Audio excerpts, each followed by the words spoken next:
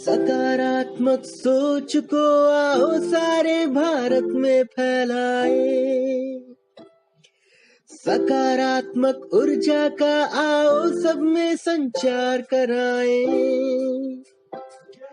ऐसा ना हो कि हम अपनी जिम्मेदारी भूल न जाए। क्यों इंतजार करें हम किसी का, आओ एक मशाल जलाए। नमस्कार, जय हिंद।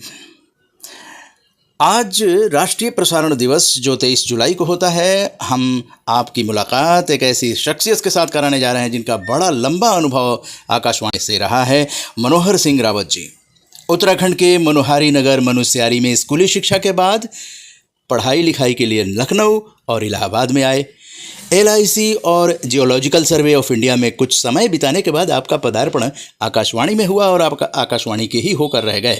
लगभग 4 दशकों के कार्यकाल में रावत जी ने विविध भूमिकाएं निभाई, हर तरह के कार्यक्रम किया, लेकिन कार्यक्रम निर्माण में आवश्यक संवेदनशीलता और दूसरी ओर निष्पादन में सैनिक अनुशासन, इसी गतिशीलता का प्रतिबिंब स्वयं उनके बनाए और उनके मार्गदर्शन में बने सैकड़ों कार्यक्रमों में महसूस किया जा सकता है। तो क्यों ना आज राष्ट्रीय प्रसारण दिवस 23 जुलाई को उनसे RJS पॉजिटिव मीडिया की एक बातचीत सुनते हैं। नमस्कार, जय हिंद। मैं उदय कुमार मन्ना और आज राष्ट्रीय प्रसारण दिवस पर एक ऐसे शख्सियत से मुलाकात करवाने जा रहे हैं जिनका बहुत सारे आकाशवाणी के कार्यक्रमों से ताल्लुक रहा है। मन की बात के भी प्रभारी रहे हैं और पूर्व कार्यक्रम प्रमुख रहे हैं दिल्ली स्टेशन के। MS रावत जी का बहुत अनुभव रहा है प्रसारण में। तो रावत जी, सबसे पहले तो बधाई राष्ट्रीय प्रसारण दिवस की। क्या कहना चाहेंगे? उदय मन्ना जी, आपको भी राष्ट्रीय प्रसारण दिवस पर बहुत बहुत बधाई, शुभकामनाएं, क्योंकि आप भी इसी फील्ड से जुड़े हुए हैं और हमारे श्रोताओं को भी हम लोग बधाई देना चाहेंगे।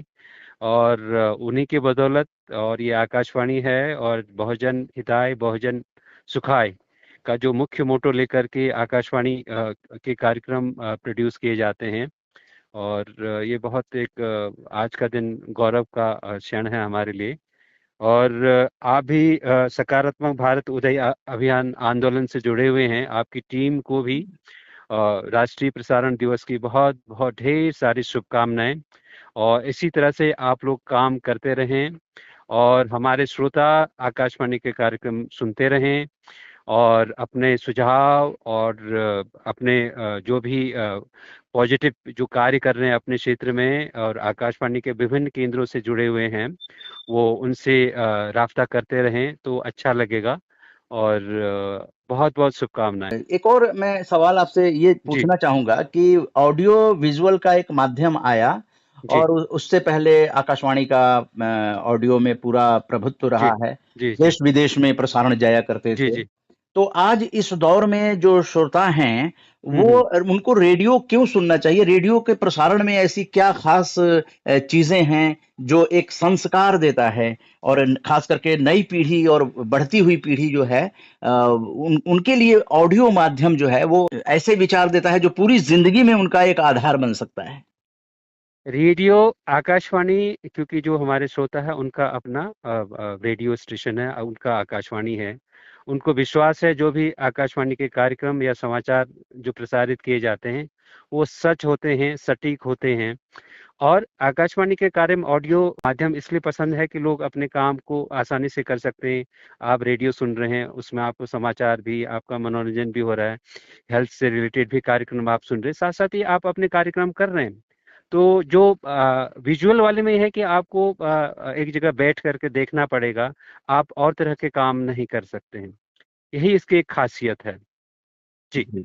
जी, तो इस तरह से प्रसारण सेवा से जुड़ने पर जो श्रोता हैं उनको एक नया संस्कार मिलता है। खास करके हम तो तवज्जो देना चाहेंगे युवा पीढ़ी को। बिल्कुल बिल्कुल। क्योंकि जो सोशल मीडिया पर जो चीजें आती हैं और कहीं ना कहीं गुमराह होने के भी चांसेस होते हैं, जबकि ऑडियो विजुअल माध्यम में आकाशवाणी संस्कार देने का काम करता है। बिल्कुल बिल्कुल, अभी भी कर ही रहा है, बिल्कुल, है ना। जी। तो सबसे बड़ी बात है कि लोग इससे जुड़े हुए हैं। अभी भी लोगों को लगता है कि रेडियो सेट अवेलेबल सुनने को नहीं मिलता है, कि उनको लगता है कि आकाशवाणी कोई नहीं सुनता है, लेकिन सुनते हैं। आज का डिजिटल ज़माना है, ऐप के माध्यम से सुन सकते हैं आप।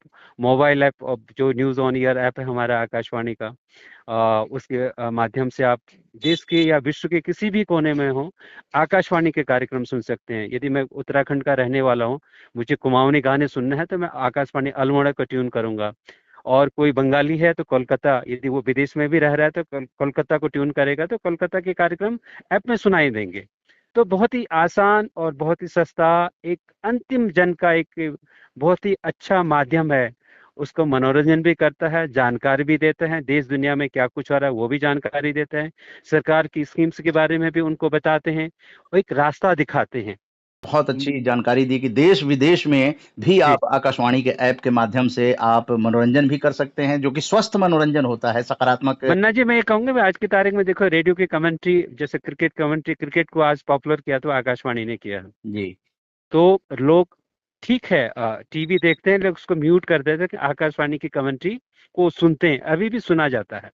जी, जी, जी। तो एक महत्वपूर्ण भूमिका जो है आकाशवाणी निभा रही है। उससे जुड़े हुए जो प्रसारण कर्मी हैं, हमारे आरजे हैं, और आप भी कई सालों से आकाशवाणी से जुड़े हुए, आपकी भी भूमिका बहुत महत्वपूर्ण है। और जो आप लोगों ने जो आंदोलन चला रखा है, ये पॉजिटिव वे में है ना, भारत के निर्माण में, उसके जो भी लोग अच्छे काम कर रहे हैं, उनको आप भी सामने लेकर के आते हैं। ये आप लोग भी बहुत अच्छा काम कर रहे हैं। जी, जी। बहुत-बहुत धन्यवाद। प्रशंसा है, निश्चित रूप से आरजेसीएस तक पहुँचेगी और वो अपने मनोबल बढ़ेगा और वो और ज़्यादा से ज़्यादा सार्थक कार्यक्रमों को लेकर आएँगे जी। आरजेएस के स्टूडियो से। बहुत-बहुत धन्यवाद। एक बार मैं भी प्रसारण से जुड़े सभी जो जो कर्मचारी हैं, अधिकारी हैं, आरजे हैं, उनको एक बार ढेर सारी शुभकामनाएं देना चाहूँगा। और इसी तरह से वो लोग प्रोग्राम को बनाते रहें, जनहित को ध्यान में रखते हुए, और सही ढंग से जो है प्रोग्राम को प्रोड्यूस करें। तो और बहुत ढेर सारी शुभकामनाएं। Thank you. बहुत अच्छा संदेश भी एक है कि इस जी। वक़्त आप कार्यक्रम प्रमुख से रिटायर होने के बाद आकाशवाणी से दिल्ली स्टेशन से दूर आप अपने गाँव में इस वक़्त हैं, जी। जब 23 जुलाई 2024 को आपसे देखो, बातचीत हो अभी जो रही है है। मैं बिल्कुल उत्तराखंड का एक कुमाऊं मंडल है, डिस्ट्रिक्ट पिथौरागढ़, मुंशियारी, बहुत ही टूरिस्ट प्लेस है। जी। अभी आप ह्यूमिडिटी वगैरह वहाँ पर गर्मी हो रही है, लेकिन अभी मैंने जैकेट पहना हुआ है, ठंड है। और कुछ देर पहले बारिश हो रही थी, और मुझे लगता है कि आज रात भर भी बारिश होगी। जी, बहुत ही सुहाना मौसम, यहाँ से आने का मन नहीं करता है। जी। तो आप लोग भी जब भी मौका लगे तो मुंशियारी जरूर आइए। और बहुत सबसे अच्छा सीजन जो यहाँ का रहता है, और सितंबर से लेकर मई तक।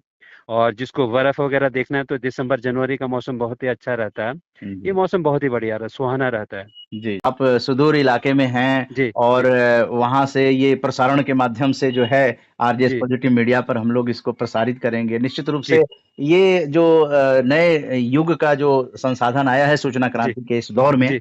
तो जी। उसका उपयोग करते हुए और आपसे इतनी दूर बैठे हैं और आपसे बातचीत करने के लिए और समय आपने जो दिया है, इसके लिए बहुत-बहुत धन्यवाद आपका। थैंक यू मन्ना जी, आपको भी बहुत बहुत धन्यवाद, शुक्रिया। सकारात्मकता के उदय का चलिए हम उद्घोष कराएं। आरजेएस जय हिंद के नारों से अपना देश जगाए। आरजेएस वंदे मातरम से सारी सरकार जगाए।